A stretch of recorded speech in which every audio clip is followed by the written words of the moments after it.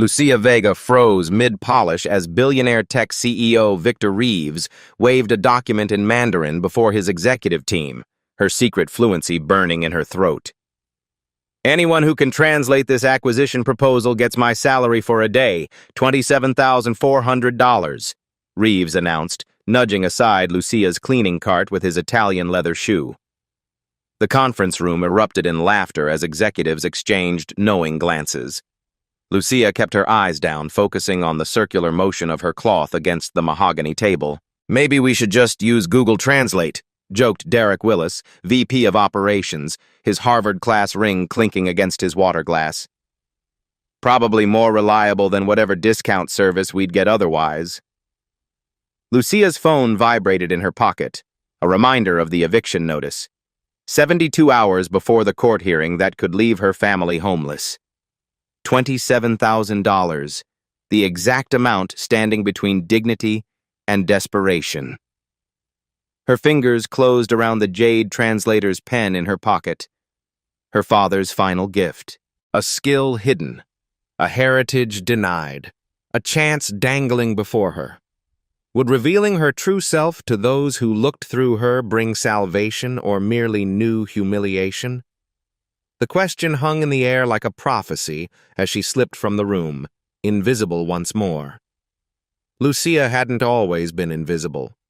15 years ago, she was the bright-eyed 8-year-old who amazed her teachers by switching effortlessly between 3 languages. Her Chinese mother, Min, had met her Dominican father, Raphael, at an international student exchange in Boston. Their love story had flourished despite cultural differences, bound by a shared passion for languages and education. "Words build bridges between worlds," Raphael would tell Lucia, his voice gentle as he taught her to write characters that danced across the page. By 10, she could translate conversations between her Chinese grandparents and Dominican relatives, earning proud smiles from both sides of her family. The jade translator's pen had been her 13th birthday gift. Cool and weighty in her palm, its smooth surface interrupted only by carved characters spelling "Knowledge illuminates." When she held it close, she could smell the faint sandalwood scent of her father's study, where they'd spent countless hours poring over texts in multiple languages. "This pen belonged to a great scholar," her father had explained. "Now it belongs to another."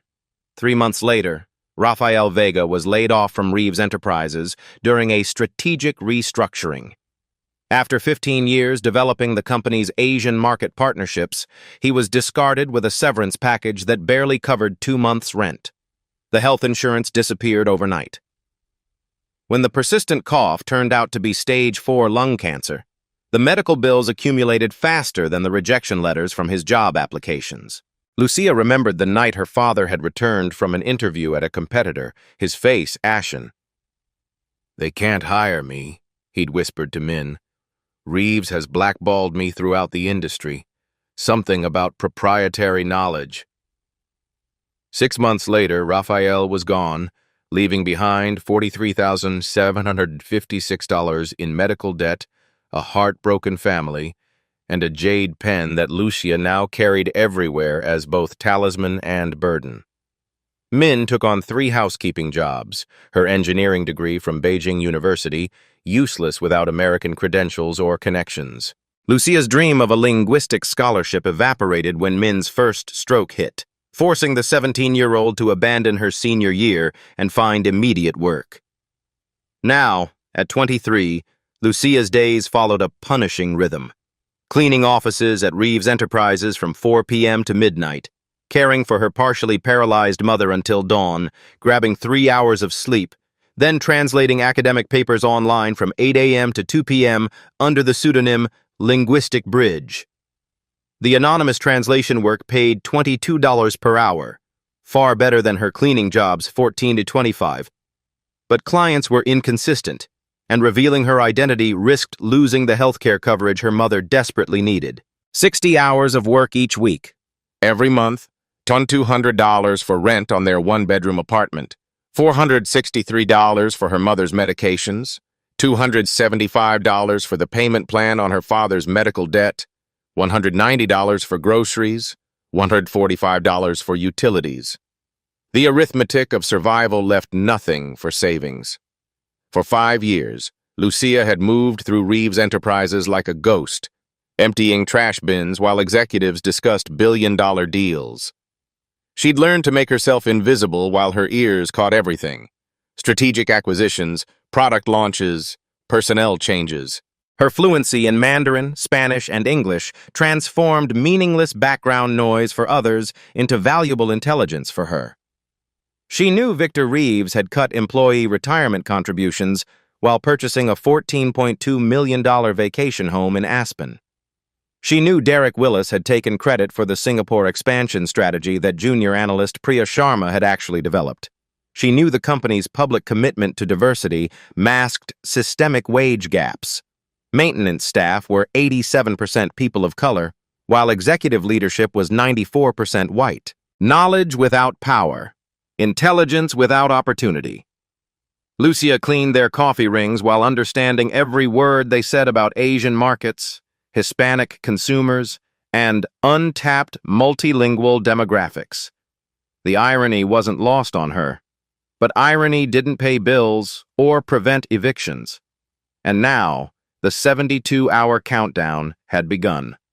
Her mother's disability appeal had been denied again. The final eviction notice would be processed Monday morning. Without $25,000 for back rent and legal fees, they would join the invisible ranks of the displaced, those who built, cleaned, and sustained the city without being welcomed by it. The document appeared on Reeves' desk at precisely 10:17 a.m. on Friday morning.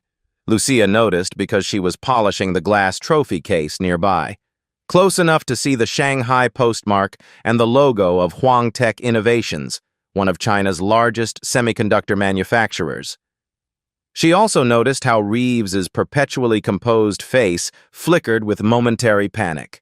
By noon, the executive floor was in chaos. Urgent meeting notifications pinged across monitors. The translation team was scrambled.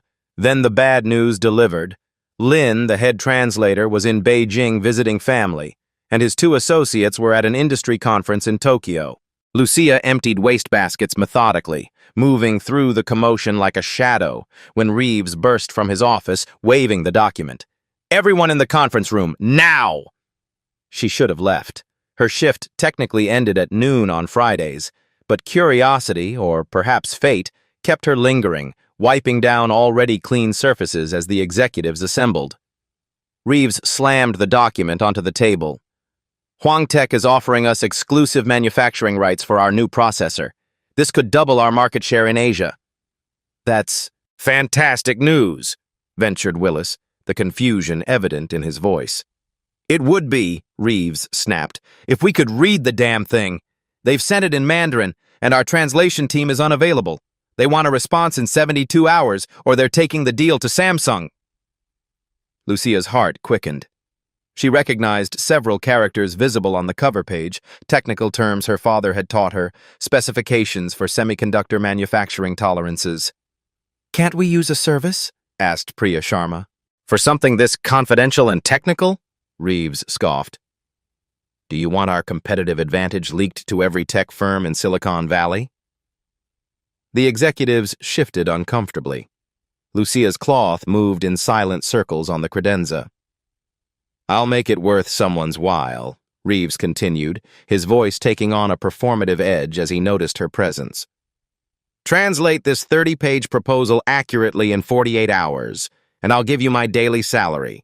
That's $27,400. The room fell silent. Then Willis laughed, others joining nervously.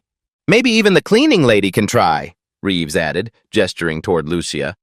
"Though I doubt they teach Mandarin in housekeeping school." More laughter, sharper this time. Lucia kept her eyes down, but her fingers tightened around her cleaning cloth. "We'll divide it among the team," Willis suggested. "Use translation software for the first pass, then clean it up." "Fine," Reeves conceded.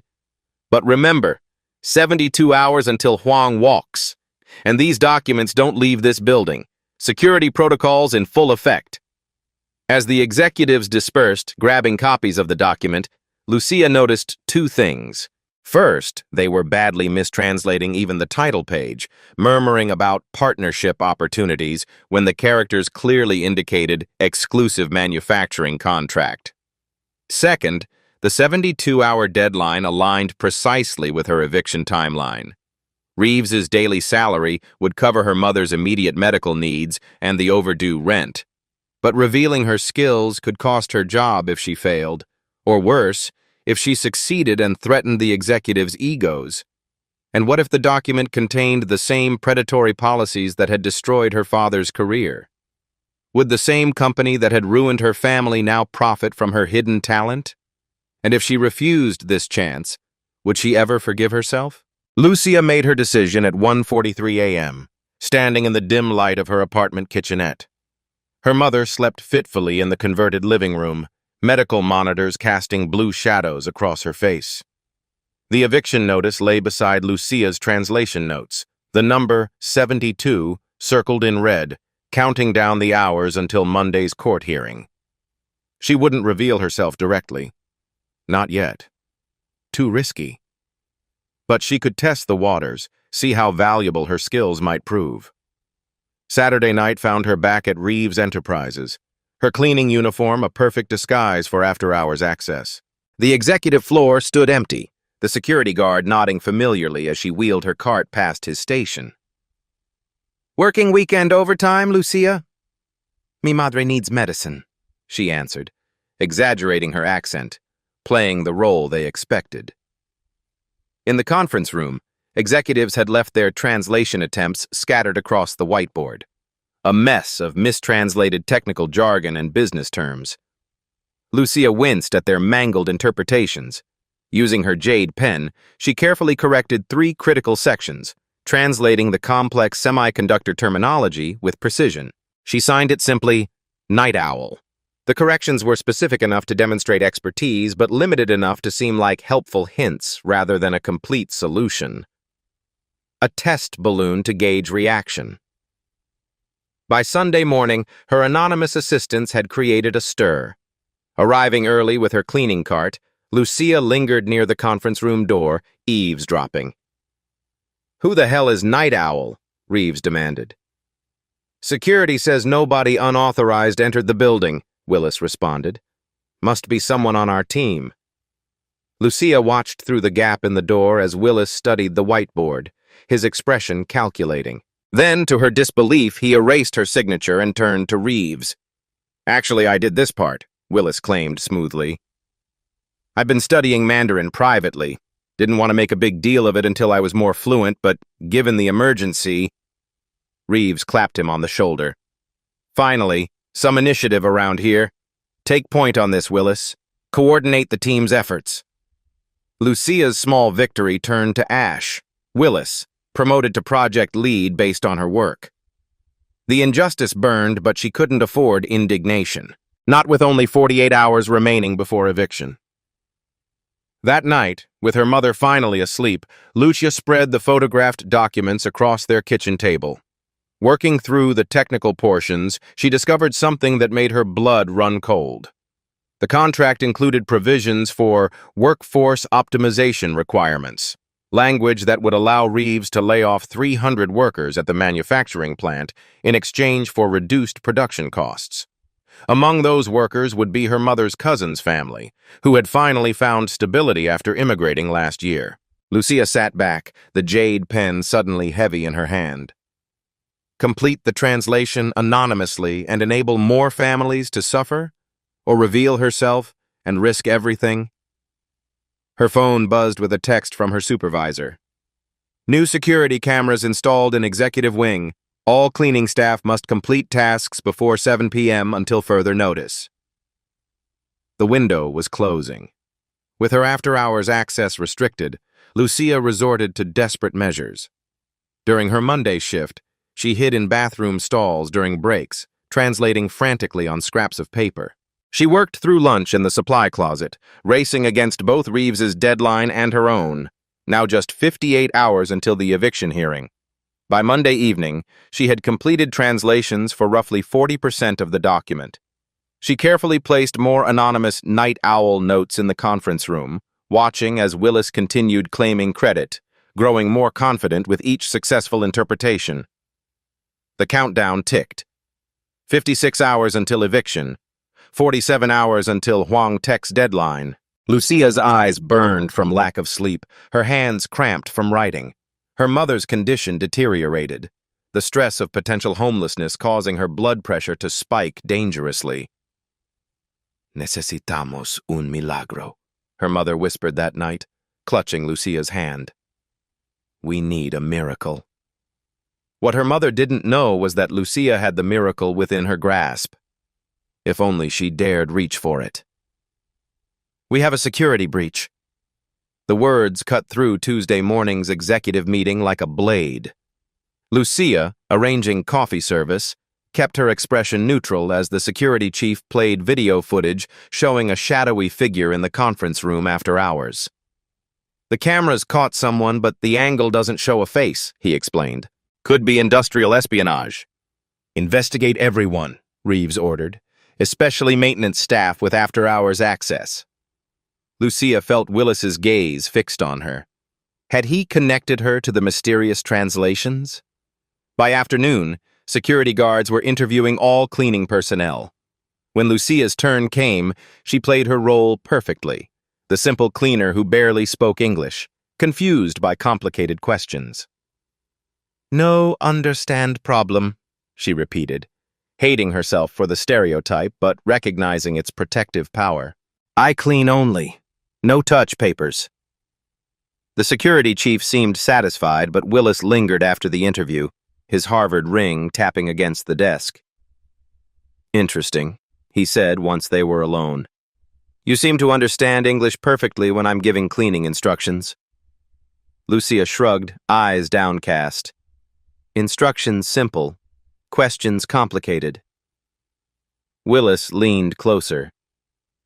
"I think you understand more than you let on. Much more." That evening, Lucia found her locker had been searched. Her stomach dropped when she realized what was missing. The jade translator's pen, her father's gift, her talisman. "Looking for this?" Willis twirled the pen between his fingers when he cornered her in the empty break room. "Quite an unusual item for a cleaning lady. These characters here, they mean knowledge, don't they?" Lucia reached for it, but Willis pulled it back. "Security is very concerned about unauthorized items that could be used for corporate espionage. I've taken the liberty of filing a report." By Wednesday morning, HR had issued Lucia a formal warning for possession of unauthorized materials and suspicious behavior. Without her jade pen, her connection to her father, her confidence, Lucia felt unmoored, her certainty faltering.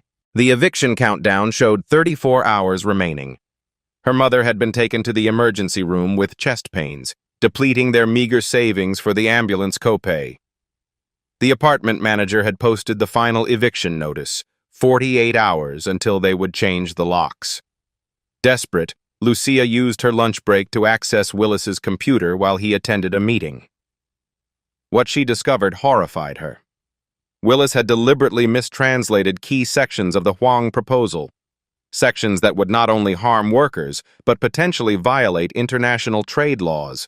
Reeves was about to sign an agreement that could trigger investigations and massive fines. When she returned to cleaning duties, Willis was waiting. "I know it's you," he said without preamble. "The mysterious translator. I checked the personnel files. Your mother is Min Vega, formerly Min Liu from Shanghai. Your father worked here until we, how shall I put it, right-sized him." Lucia's mask slipped. "My father was an invaluable asset to this company."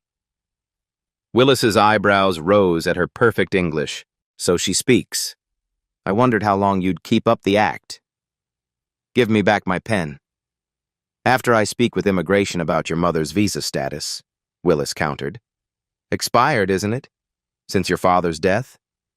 Would be a shame if authorities were notified." The threat hung between them.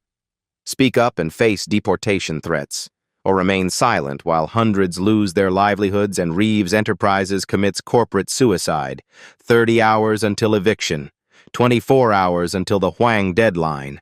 Lucia had never felt more trapped or more determined.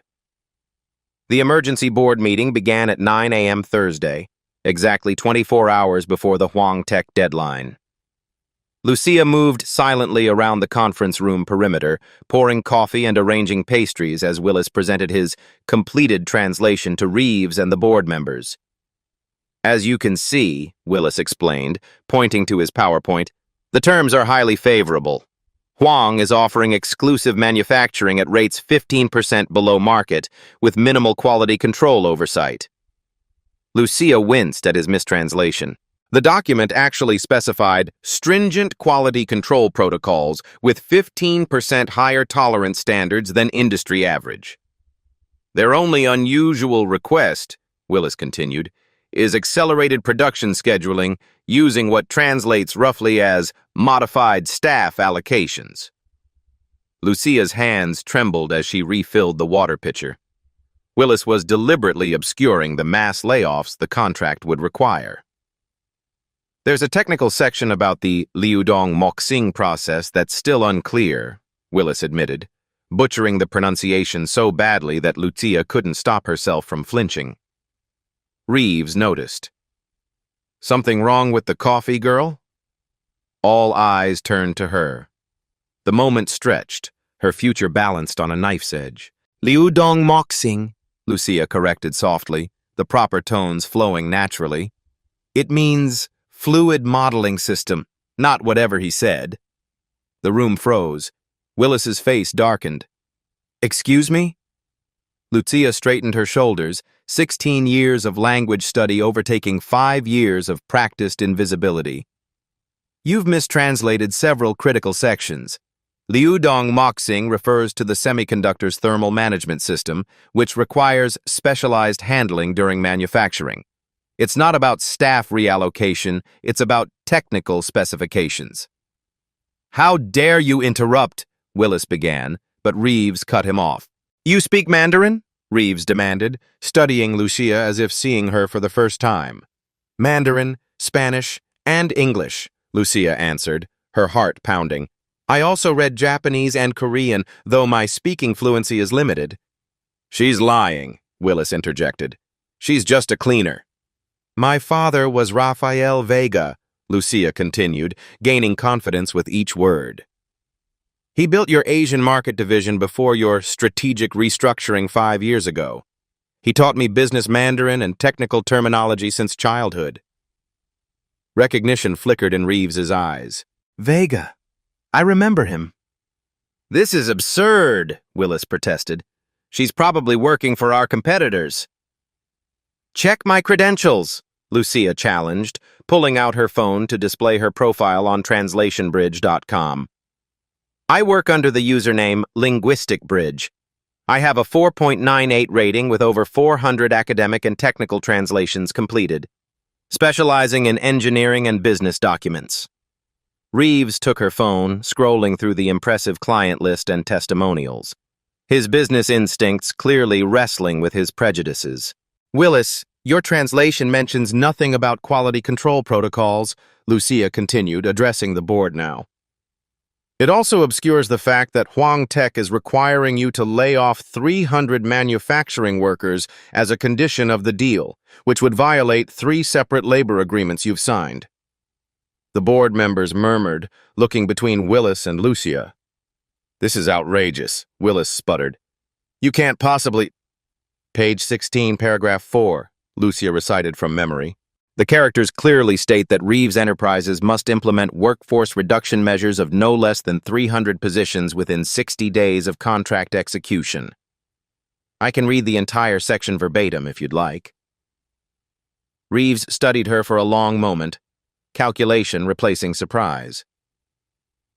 You claim you can translate this entire document accurately? I've already translated about 60% of it, Lucia admitted. I was leaving anonymous notes to help, the ones Mr. Willis has been taking credit for. Willis's face flushed crimson as heads turned toward him. You were the night owl? Reeves asked. Lucia nodded. A slow smile spread across Reeves's face, not warm, but predatory. recognizing an opportunity. "My offer stands," he said. "Translate the complete document by tomorrow's 9 a.m. deadline, and my daily salary is yours, $27,400. "I want it in writing," Lucia countered, surprising herself with her boldness. "And I want my pen back."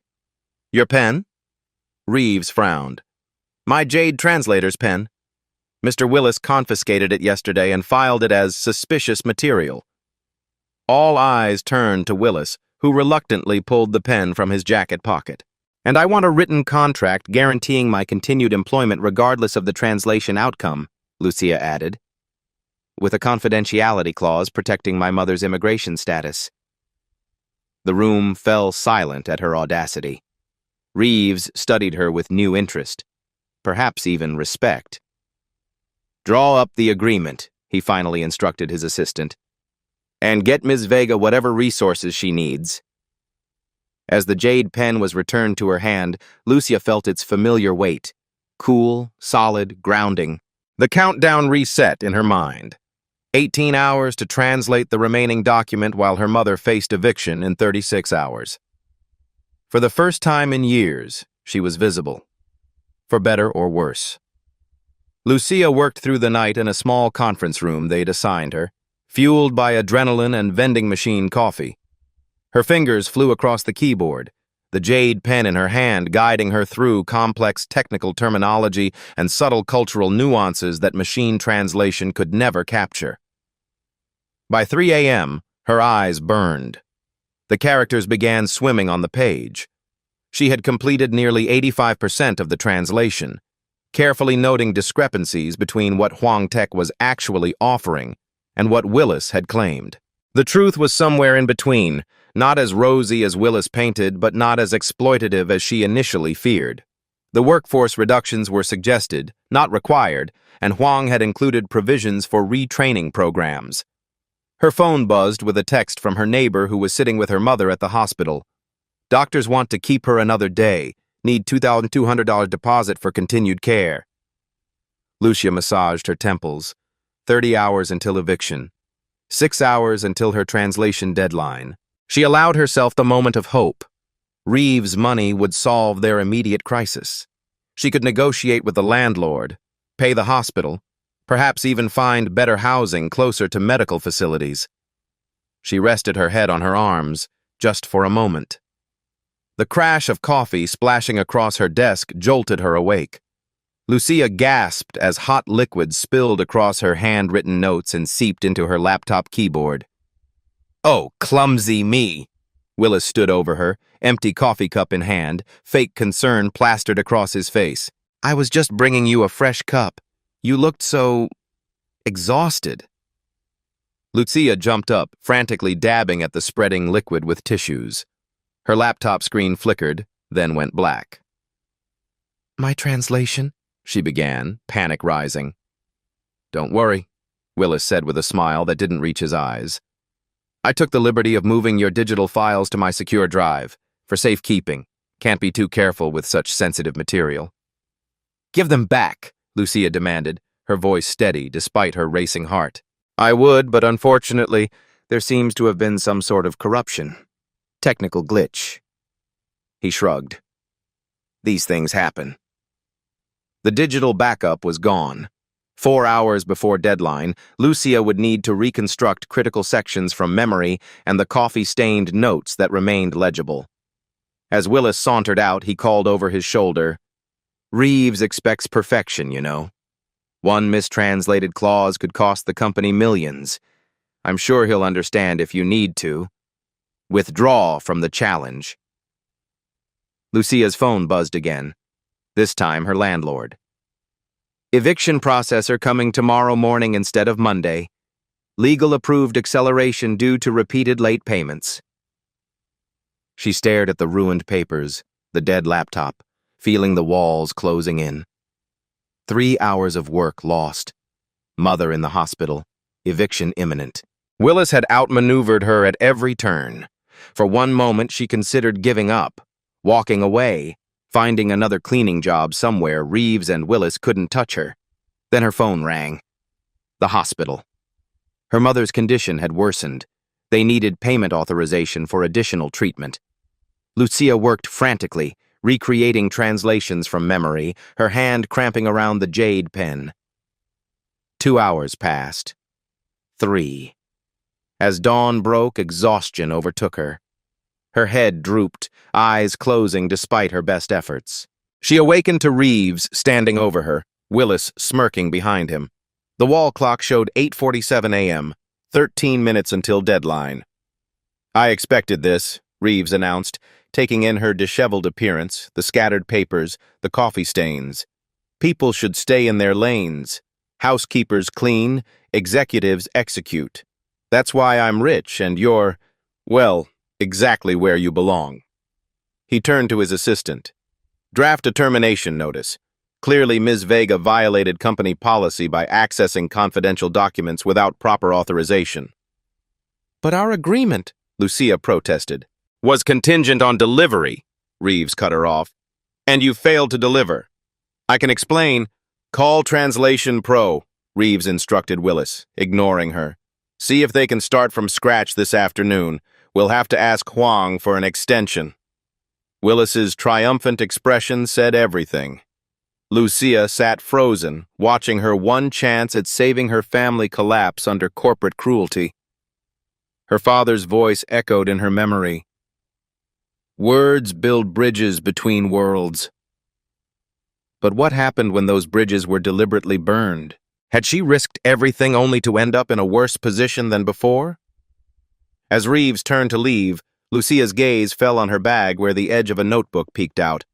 Her father's research journal. She'd brought it for reference, forgotten until this moment. "Wait," she called, a new clarity cutting through her exhaustion. Reeves paused at the door, irritation evident. "We're done here." "My father worked on this exact technology," Lucia said, pulling out the journal. "The GX500 semiconductor series. He was part of the original development team before Huang Tech acquired the patent." She flipped through the journal, finding her father's detailed notes on the manufacturing process, diagrams, specifications, testing parameters. Information not even included in the Huang documents because they assumed Reeves Enterprises already understood the foundational technology. These notes contain details about the thermal modeling system that aren't explained in the proposal because they're proprietary knowledge. Lucia stood straighter, confidence returning. "I can complete this translation with technical precision no translation agency could match." "You have 10 minutes, Reeves said after a calculating pause. Lucia worked with renewed focus, her father's journal open beside her. The jade pen moved across paper with certainty, filling gaps, clarifying ambiguities, noting technical specifications that the Huang document only referenced obliquely. At precisely 8:58 a.m., she walked into the boardroom where executives had gathered for the Huang video conference. She placed the completed translation before Reeves, who scanned it skeptically. "The video call is starting," his assistant announced.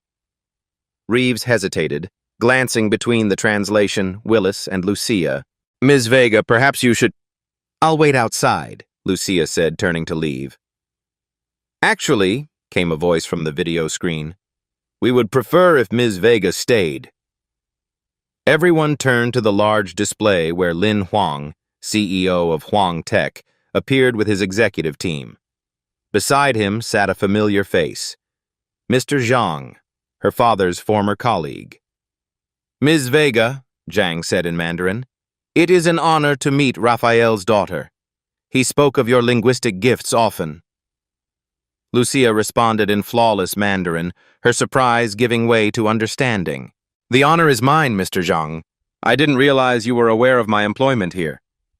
"We weren't," Lin Huang interjected, "until our intelligence team noted someone was accurately translating our deliberately complex proposal. Few people could navigate those technical terms correctly." Reeves looked between them, understanding nothing of the rapid Mandarin exchange. Lucia switched to English. "Mr. Huang says they included technical complexities as a test.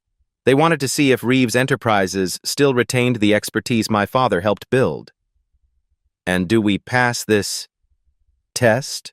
Reeves asked cautiously. That depends, Lucia answered, switching back to Mandarin to address Huang directly. The proposal contains ambiguities regarding workforce requirements that could be interpreted as requiring layoffs. Was this intentional? A subtle smile crossed Huang's face. Very perceptive. We have concerns about Reeves' labor practices since Mr. Vega's departure. The workforce language was deliberately ambiguous to see how they would interpret it. Lucia turned to Reeves.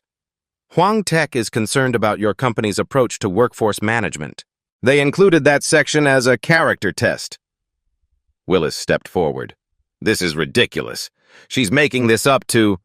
Perhaps, Lucia interrupted, Mr. Willis would like to explain why he deliberately mistranslated key sections and sabotaged my work? She pulled out her phone, showing security footage she'd recovered during her night of research.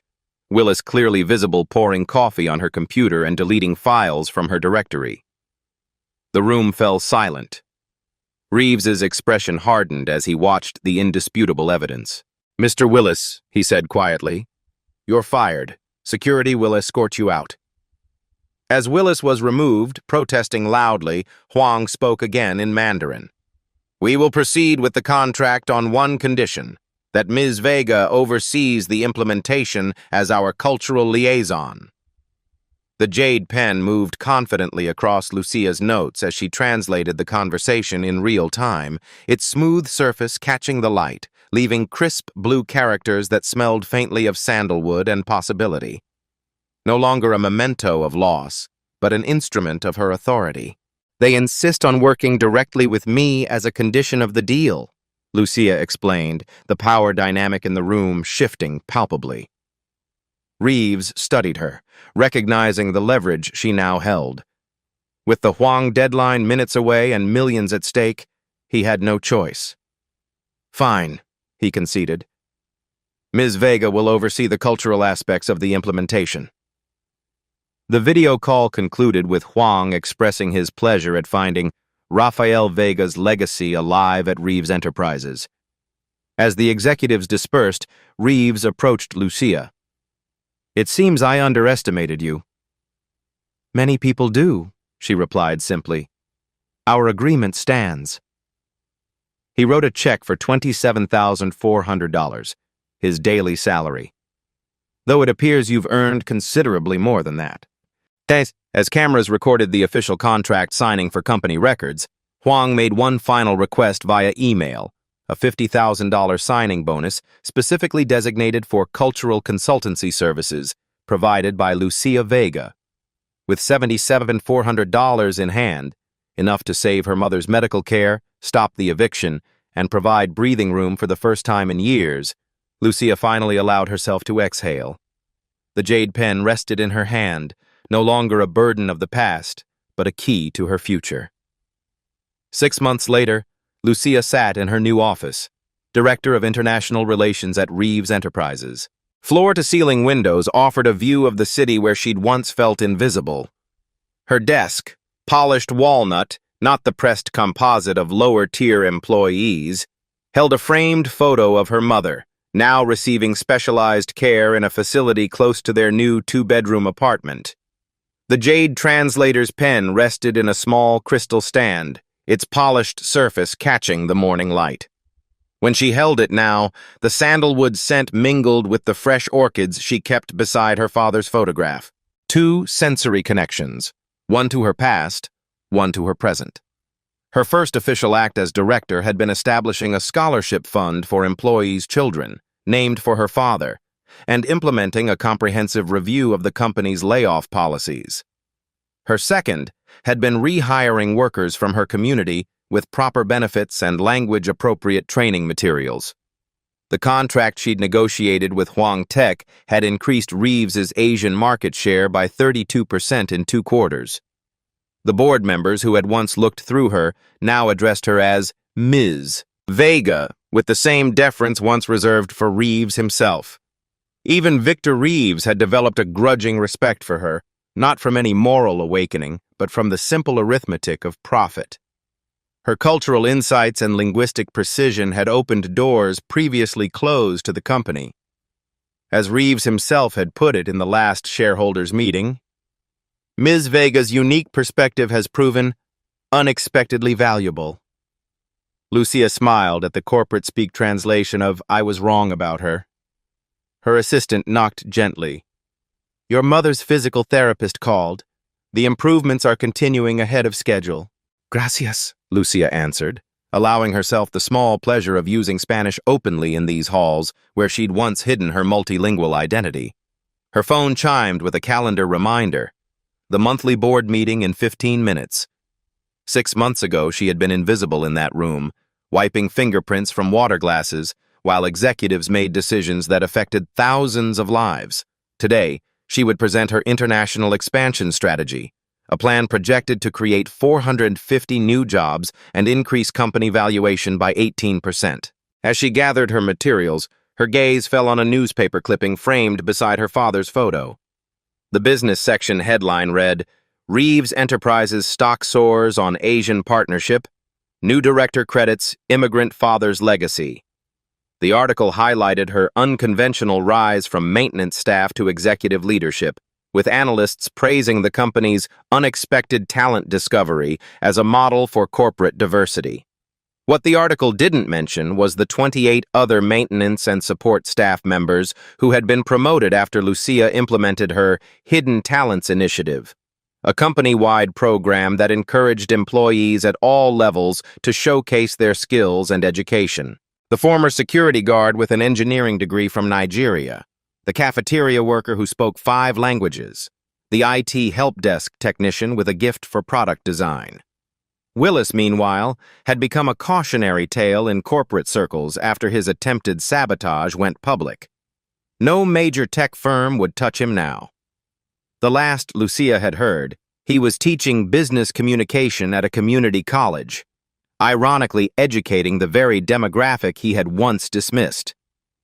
Reeves himself remained unchanged at his core, driven by profit rather than principle, but had learned to recognize talent regardless of its packaging. He still referred to Lucia's rise as lightning in a bottle, rather than acknowledging the systemic barriers that had kept her hidden. But actions spoke louder than words, and his willingness to reform hiring and promotion practices had real-world impact beyond performative statements. As Lucia walked toward the boardroom, employees greeted her by name, some in English, others in Spanish or Mandarin, each interaction a small bridge between worlds. She carried her father's jade pen not as a secret talisman, but as a visible symbol of her heritage and expertise. The board members rose when she entered, a sign of respect that still surprised her. As she prepared to present her vision for the company's future, Lucia thought of her mother, now taking college courses online to refresh her engineering credentials, and of the cleaning staff who now looked her in the eye instead of averting their gaze. Visibility had its price, the scrutiny, the pressure, the knowledge that she represented more than just herself in these rooms. But invisibility had cost far more. The talent wasted, the voices unheard, the bridges unbuilt. "Good morning," she began in 3 languages, watching the board members' appreciative nods. "Today, we're going to discuss how embracing multiple perspectives transforms not just our culture, but our bottom line." Lucia clicked to her first slide, displaying the 32% market share increase alongside the 24% improvement in employee retention since implementing her initiatives. Numbers spoke every language, especially in boardrooms. "Talent doesn't always arrive in expected packages," she continued, "but companies that recognize it regardless of its wrapping gain competitive advantage. Let me show you how." The jade pen moved confidently across her notes as she led the company's leadership into a future her father could only have dreamed of, one where bridges between worlds became highways of opportunity. Has someone ever underestimated your potential? Did you have a moment when you finally showed your true value, just like Lucia? Share your story in the comments below. I want to hear how you transformed from invisible to invaluable. If you enjoyed this story of hidden talent and unexpected triumph, don't keep it to yourself. Subscribe to Beat Stories for more powerful narratives that will inspire you to reveal your own hidden strengths. Hit that like button if you've ever been underestimated, and ring the notification bell to never miss our weekly uploads of life-changing stories. Remember, your next chapter could be just one brave decision away, just like Lucia's was. Beat Stories, where your potential becomes your power.